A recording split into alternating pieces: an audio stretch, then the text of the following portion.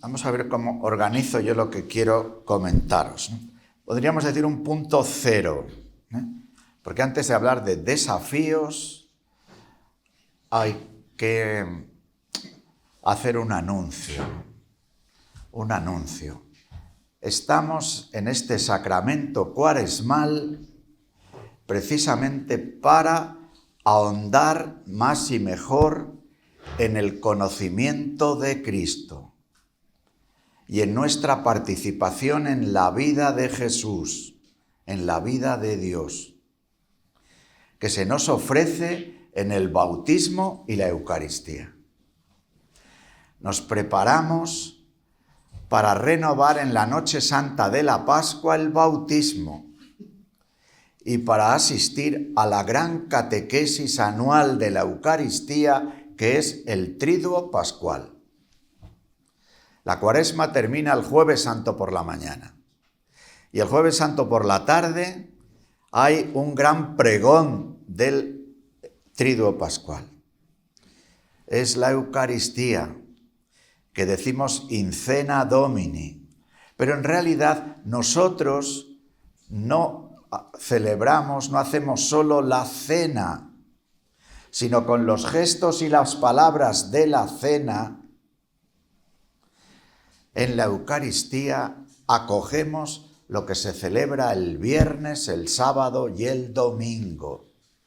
Viernes y sábado, días donde no hay Eucaristía, en realidad sí que hay un despliegue de lo que la Eucaristía significa, y mañana del domingo, donde la Eucaristía nos permite caer en la cuenta de que cada domingo, en la Pascua semanal, celebramos el Día del Señor. Celebramos el que Jesucristo ha resucitado y que permanentemente vive la entrega de su cuerpo por nosotros, lo cual nos llena de alegría y de esperanza. Por eso en el punto cero del anuncio caemos en la cuenta de un primer desafío, que es renovar la alegría y la esperanza. Porque sin alegría y esperanza no salimos a los caminos. Sin alegría y esperanza no anunciamos el Evangelio.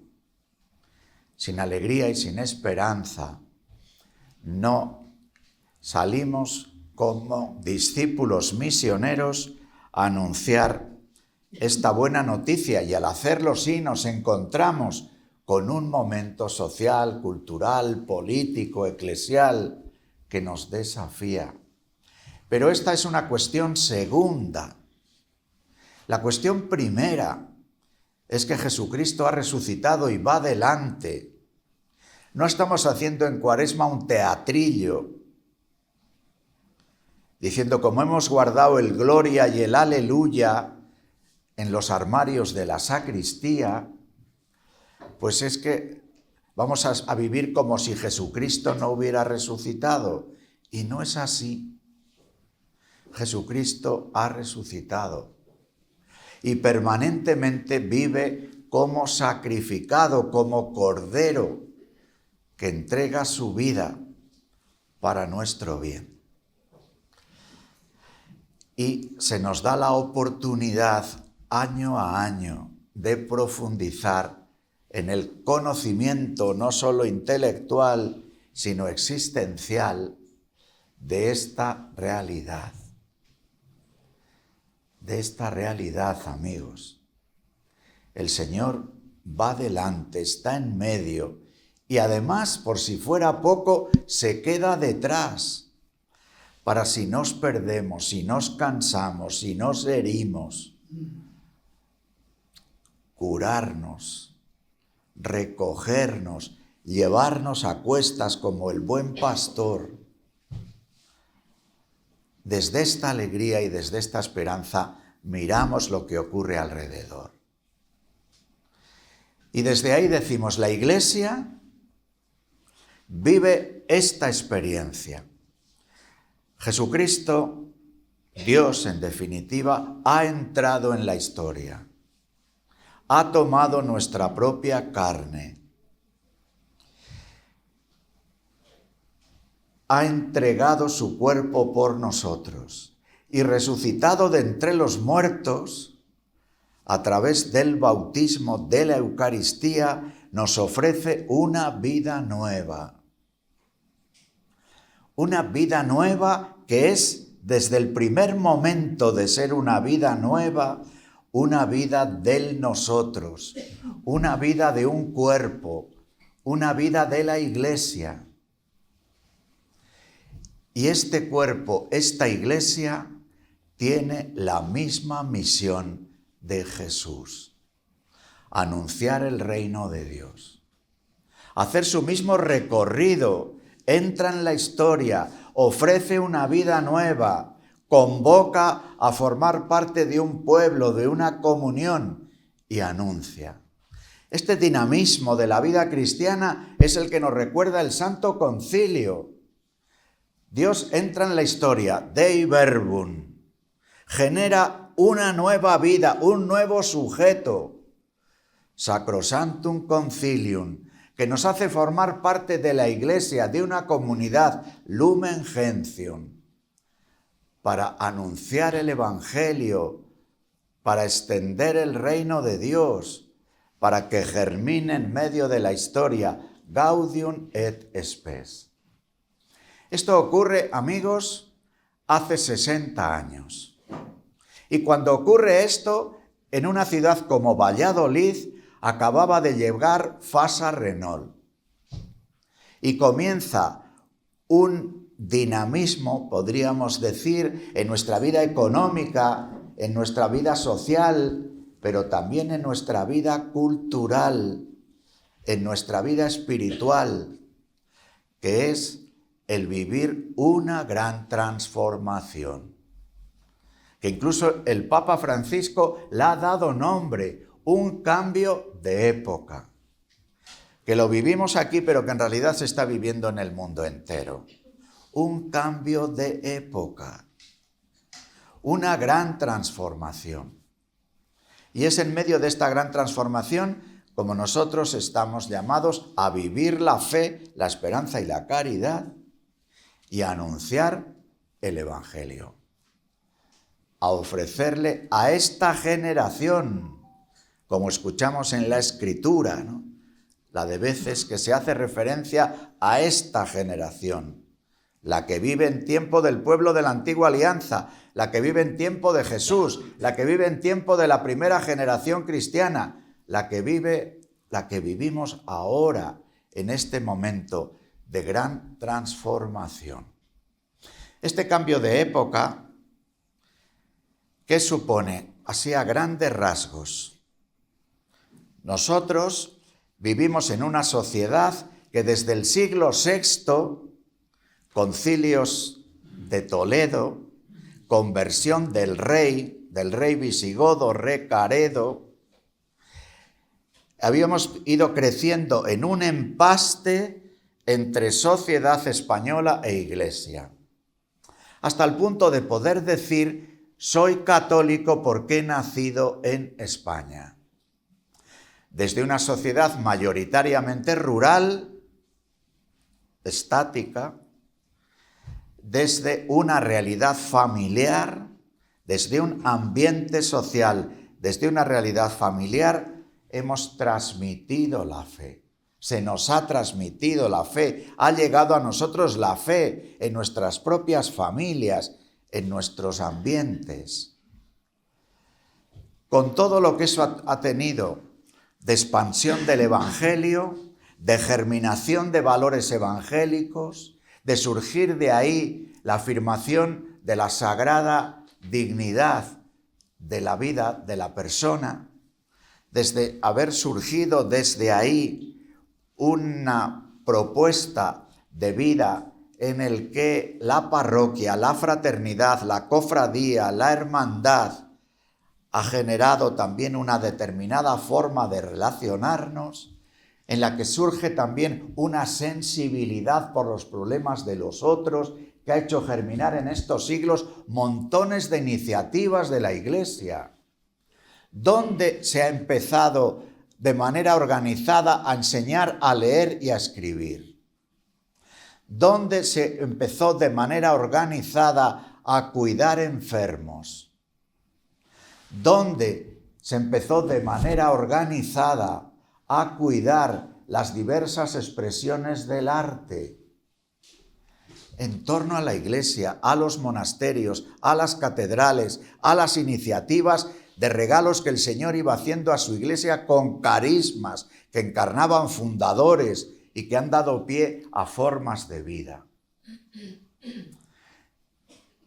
Pero en lo que se refiere a la transmisión de la fe, este cambio de época ha supuesto la quiebra de esta manera connatural de transmitir la fe en una familia, en una sociedad, en un pueblo, en una parroquia muy vinculada a un territorio, en una campana que resuena y que convoca a la oración o a la celebración, en una manera de organizar el tiempo con las fiestas, con los cantos y con los llantos.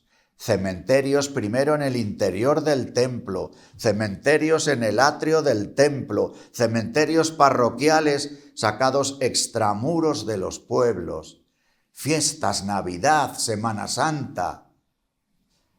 Bien, esto que ha tenido aspectos valiosos, ha tenido en el final de su recorrido un extraordinario interrogante que nos desafía. Hemos dado la conversión por supuesta. Hemos dado la iniciación cristiana por realizada. Y aparece este gran desafío, amigos. ¿Cómo anunciar el Evangelio y convocar a la conversión? ¿Cómo a aquellos a los que anunciamos el Evangelio y dicen, quiero ofrecerles iniciación cristiana? Este desafío luego es muy concreto, porque tiene que ver con la situación de una tarea habitual básica de la vida parroquial. Porque ¿dónde hay parroquia? Comentaba yo el otro día en la visita pastoral, donde hay pila del bautismo y donde hay un altar que convoca el domingo a la Eucaristía. Pero el asunto es, ¿quién acompaña el recorrido de la pila del bautismo a la mesa de la Eucaristía? ¿Qué comunidad cristiana ayuda al Espíritu Santo siendo como la esposa, como la matriz para engendrar nuevos cristianos? Y ahí tenemos este desafío, que le vivimos en nuestras propias familias, porque en nuestras propias familias experimentamos esta quiebra de la transmisión de la fe. Y en la vida parroquial, pues aunque nos alegramos tantísimo y agradecemos y vamos a hacer todo el esfuerzo de acogida a las personas que vienen, a los padres y madres que traen a sus niños al bautismo, a la primera comunión, adolescentes que vienen a confirmarse, pero sigue siendo un interrogante grande que tantos niños y niñas que hacen la primera comunión, luego muchos no continúan, y que algunos o muchos de los que se confirman y teóricamente han concluido su iniciación cristiana, no van adelante. Este desafío es muy grande, pero al mismo tiempo hemos de verle con misericordia. Porque el cambio que estamos viendo, que decía yo, con lo de Fasa Renault, que era un éxodo de los pueblos a la ciudad, una aparición de nuevos barrios, una realidad diferente de la vida, ha sido también una transformación de los estilos de vida, de los criterios de vida buena, también de felicidad y de progreso, que entran por tantos y tantos factores de nuestra vida, medios de comunicación social, porque también en esta época a la que me estoy refiriendo, primeros años 60, concilio, también se generalizó la llegada, por ejemplo, de la televisión a nuestras casas. Y no hemos de ver esto como malas noticias, porque no fue mala noticia la llegada de Fasa a Valladolid, no es mala noticia el que exista la televisión. Pero no cabe duda de que se generan estilos nuevos de vida que tienen consecuencias en una comprensión de la persona en el que cada vez se hace más elogio del individuo y luego del individualismo, de la autonomía y luego de la independencia a la hora de lo que puedo comprometerme o vincularme con otros, en una propuesta como es la de la vida nueva que nos da el Señor, de formar parte de una comunidad en la Iglesia, de entrar en una familia de familias, en un grupo. Por tanto, tenemos aquí este desafío a la hora del anuncio del Evangelio, esta situación que nos interpela. Ante ella, en la Iglesia española, como en otros lugares, están surgiendo muchas iniciativas de anuncio del Evangelio, de experiencias de todo tipo, que algunas de ellas generan un impacto. Seguro que habéis oído hablar, grupos Emaús o EFETA, o las catequesis del camino neocatecumenal, o las propuestas de la renovación carismática, o lo que pueda hacer Proyecto Amor Conyugal, o lo que puedan hacer otras realidades que existen en la vida de la Iglesia. El asunto es que desde esos impactos que se producen, tenemos el desafío de cómo acompañar todo esto, de cómo acompañar a las personas que han tenido un impacto que les abre los ojos, que les hace crecer en el deseo de conocer a Jesús, para que ofrecerles un cauce donde lo que decía antes de la iniciación cristiana pueda vivirse. El Espíritu Santo, que inspira el Concilio Vaticano II, esto lo ve, y por eso una de las fundaciones más importantes del Concilio Vaticano II fue el catecumenado, del que decía el concilio que es el noviciado de la vida cristiana. Porque ser cristiano no se nace, ser cristiano se hace, y se hace en la iniciación cristiana. Se hace en este camino del que podríamos seguir hablando como desafíos diversos. Dentro de estos desafíos está que a las personas a las que nosotros nos podemos dirigir son hoy plurales en cuanto a sus convicciones religiosas. Muchos de nuestros conciudadanos han sido bautizados, y si les preguntamos van a decir somos católicos, pero al mismo tiempo pueden decir no soy practicante o no quiero saber nada de la vida de la Iglesia, por nuestros propios pecados, por su propia distancia. Nos encontramos con otras personas cada vez más que no están bautizadas. El número de niños que nacen y que no son presentados al bautismo crece, con lo cual también hay este desafío de cómo llegar a estas personas, a estas familias, en el que el conocimiento de Jesús, del Evangelio, es cada vez más lejano, más distante. Pero también llegan aquí, a nuestra tierra, personas de otros credos religiosos, en muchos casos cristianos ortodoxos, en los que han llegado del este de Europa, cristianos evangélicos, en muchos casos llegados de Iberoamérica, de diversas denominaciones evangélicas, también musulmanes, con lo que significa esto del desafío a la hora de la evangelización.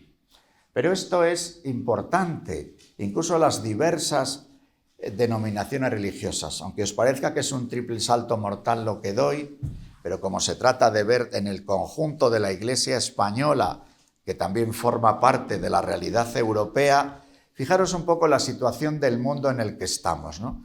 En estos días, en estas semanas, especialmente desde la llegada del presidente Trump a los Estados Unidos, se ve con especial fuerza que vivimos en un mundo con diversos centros a la hora de organizar el mundo.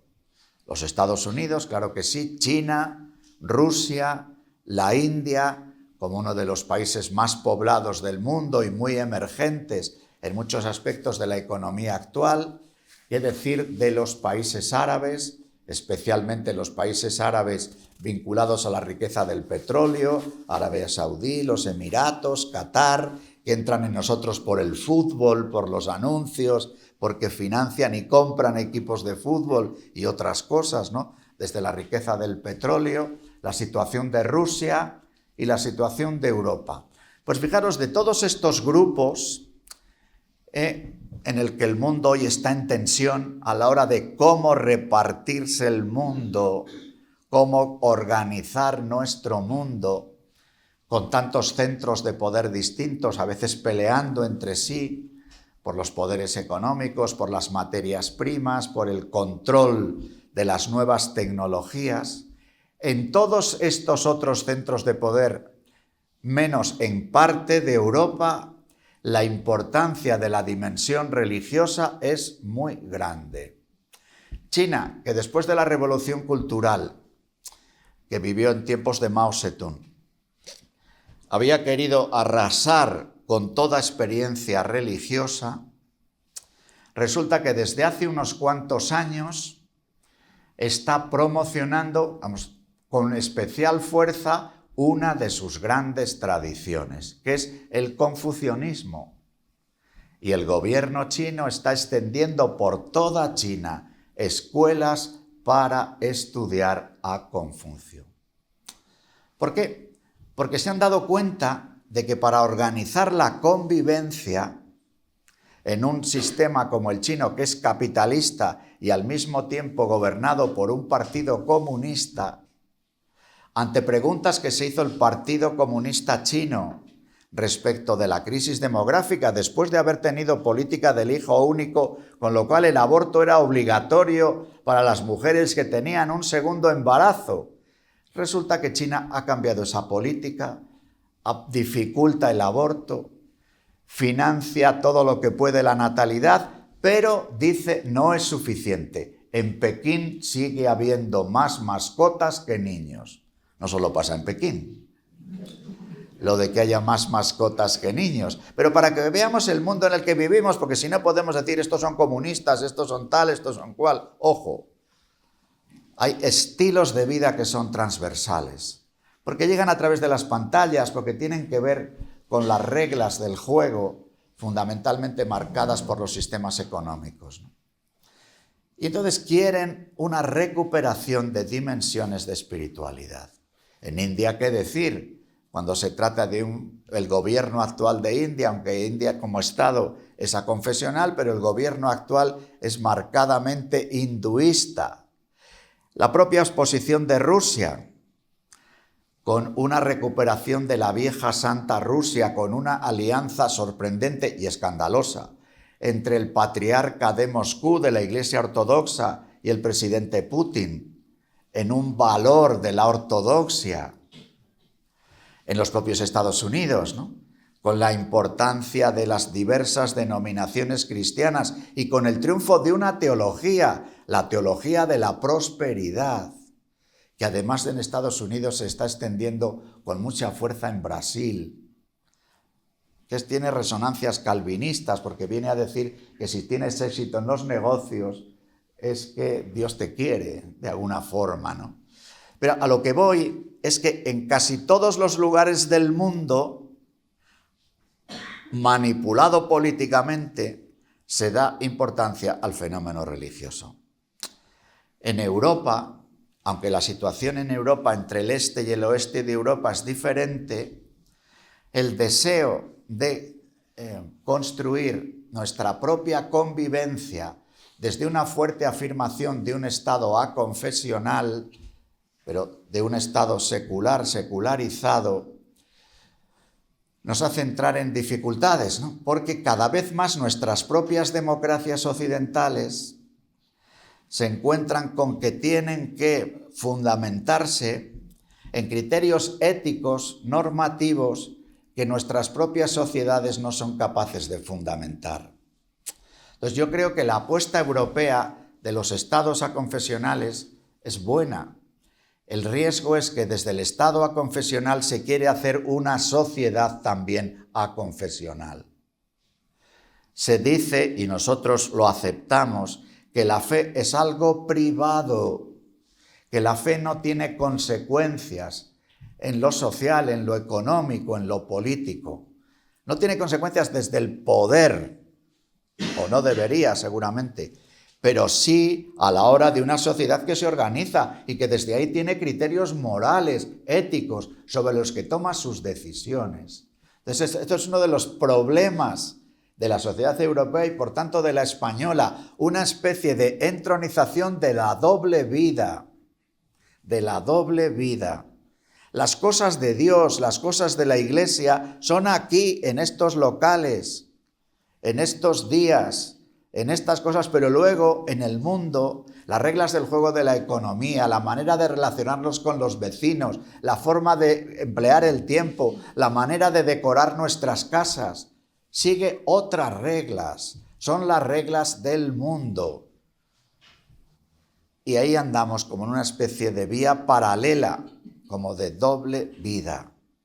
Digo esto porque desde el punto de vista de la misión es muy importante el testimonio personal y comunitario de una vida unificada, lo cual no quiere decir una vida perfecta, porque una de las características de la propia propuesta cristiana es que el Señor sabe que somos pecadores. Somos pecadores perdonados, tiene misericordia de nosotros. El reino que germina aquí no es de este mundo. Nuestras realizaciones son siempre parciales, germinales. Bien, os digo, estos acentos, ¿no? Fijaros esto que acabo de mencionar, lo que afecta en la vida familiar. Lo decía esto Miguel al principio. La situación demográfica. Claro, cuando hablas, ¿no?, con novios, incluso en los caminos de preparación al matrimonio o con matrimonios jóvenes, ¿no?, dentro de que esto yo que digo de doble vida. Cuando digo doble vida no me refiero a doble vida moral en el sentido de dar una cara, y no, me refiero a lo que es la configuración de la vida. Tú hablas con algunos padres jóvenes y dicen, nosotros quisiéramos tener hijos, pero no podemos, nos es imposible. Desde el propio marco vital, por la cuestión de la vivienda, por las condiciones laborales, por la manera que cada cual tiene de entender cuál es el éxito en la vida. Porque lo cierto y verdad es que nosotros procedemos de familias en que nuestros padres y abuelos, con condiciones económicas muchísimo peores de las que se vive hoy, tenían 5, 6 hijos, 7, 8, 9, 10, 11, 12. Pero, sin embargo, lo digo con todo cariño, hay matrimonios jóvenes que viven vitalmente diciendo no podemos, porque hay como una especie de marco ambiental que termina generando una mentalidad como diciendo no es posible. Y no digamos nada si el deseo de vivir la fe se hace solo como una propuesta también externa, formalista, funcional, de valores. Porque claro, si enarbolas unos valores, los valores no te dan fuerza, te pueden decir quiero hacer esto o lo otro. Quiere decir que para poder vivir contracorriente, como dice el Papa Francisco en Gaudete et Exsultate, y romper el molde de la mentalidad de la doble vida, hace falta de alguna manera un testimonio martirial, que es imposible sin la gracia de Dios. Por eso bautismo y Eucaristía, por eso perdón y oración y palabra, porque enarbolar banderas de valores solo no nos da fuerza para poder vivir esta vida nueva. Entro en otro campo. Una de las señas de identidad de un pueblo católico es la Eucaristía del domingo, ¿a que sí? Muchos nos reconocemos la Eucaristía del domingo, es decir, que mucha gente, el único contacto que tiene con el pueblo de Dios organizado es a ir a misa el domingo. Luego entre semana pero es la misa del domingo. Y es una buena intuición. Pero ahí tenemos un desafío. ¿Por qué? Porque el ritmo de vida que hay hoy ha hecho que lo que durante siglos ha sido una comprensión de la parroquia territorial fija, en el que la vida de las personas que estaban en el entorno al campanario era muy coherente en el sentido de que vivo aquí, trabajo aquí, me divierto aquí y voy a misa aquí, mundo rural, fundamentalmente, y en parte en la ciudad, cuando los barrios tienen una configuración en el que la mayor parte de la vida de los que viven en el barrio se vive así, pero es que hoy no es así. Hoy vivimos en un sitio, trabajamos en otro, los niños van al colegio a otro, vamos a la parroquia a otro sitio. Es decir, hoy hace falta que crezca una comprensión existencial de la parroquia, no territorial. Solo el territorio puede ayudar, evidentemente. Si uno vive en Parque Sol, pues lo mismo su territorio existencial para ser parroquia, pues está bien que puedan ser las parroquias de Parque Sol, o si vivimos en el Paseo Zorrilla, esto. Pero lo cierto es que hay una movilidad, ¿no? Una movilidad que hace que cada vez más, cuando llega sábado o domingo, hablamos de fin de semana. No hablamos de Pascua semanal o de celebración del domingo. Y que incluso el propio ritmo de vida, de viajes, de salidas, de paso un tiempo aquí, paso un tiempo en mi pueblo, este fin de semana, como las posibilidades que tenemos hoy de comunicación, nos vamos a visitar esta ciudad o este sitio, los abuelos, los nietos, de acá para allá. Pues el desafío del domingo es un desafío muy grande, porque en el paso del tiempo hemos ido haciendo de la participación de la Eucaristía del domingo un acto de piedad particular. O sea, yo entiendo la Eucaristía, que en principio es valioso. Yo digo, los domingos tengo obligación de oír misa. Y desde ahí pues me organizo y voy a la Eucaristía. Aquí o a otro sitio, en este horario o en otro, según me venga bien. Esa es una dimensión. Pero deja fuera de juego dimensiones esenciales de la Eucaristía del domingo, en el que nos reunimos los dispersos, nos reunimos con nuestra comunidad, nos reunimos en un altar en el que nos reconocemos. Nos reunimos para celebrar la Pascua semanal, los que somos el pueblo del domingo. Entonces, este es un desafío grande, porque solo así será visible, siendo un pueblo entre los pueblos. Estos son los que se reúnen el domingo. Dentro de esto, fijaros, en España tenemos 23.000 parroquias. Las 23.000 parroquias están situadas en 12.000 lugares, ¿no? Porque en España hay 8.000 municipios y casi 4.000 entidades locales menores. Es decir, entidades locales que no tienen rango municipal. De estas entidades locales menores, la mayoría son de menos de 200 habitantes, muchísimas de menos de 100, y luego 8.000 municipios. De los 8.000 municipios que hay en España, 6.100 son de menos de 5.000 habitantes. Luego hay unos cuantos municipios que agrupan a mucha gente y tenemos muchas parroquias. Pero ¿qué quiero decir? Que uno de los desafíos organizativos, nuestra diócesis tiene 306 parroquias. Es decir, 306 pilas del bautismo, 306 altares donde se convoca el domingo a la Eucaristía. A estos 306 altares hay que sumar casi otros 100 de monasterios, santuarios, templos que no son parroquia, comunidades religiosas que tienen su celebración dominical. Este es un número menguante, pero sigue siendo importante entre nosotros. Entonces, la celebración del domingo, a veces para la celebración del domingo lo primero que vemos es que hay menos curas que lo mismo tienen 8 pueblos, pero entre los 8 pueblos lo mismo tienen 1.000 personas que atender, y de las 1.000 personas que atender en los 8 pueblos van a la Eucaristía del domingo 100 personas en invierno, sumándolos de los 8 pueblos. A veces en la ciudad lo que funciona más es un criterio de horario. ¿Cuándo me vienen? ¿Por la mañana, por la tarde? Si no, a las 9 a San Benito, o a San Pablo, o a las 9:15 a Jesuitas.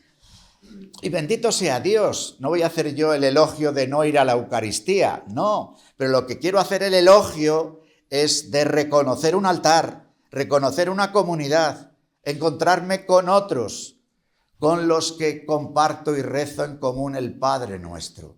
Que hay desafíos de estilo de vida, desafíos organizativos y nuestra manera de vivir el domingo.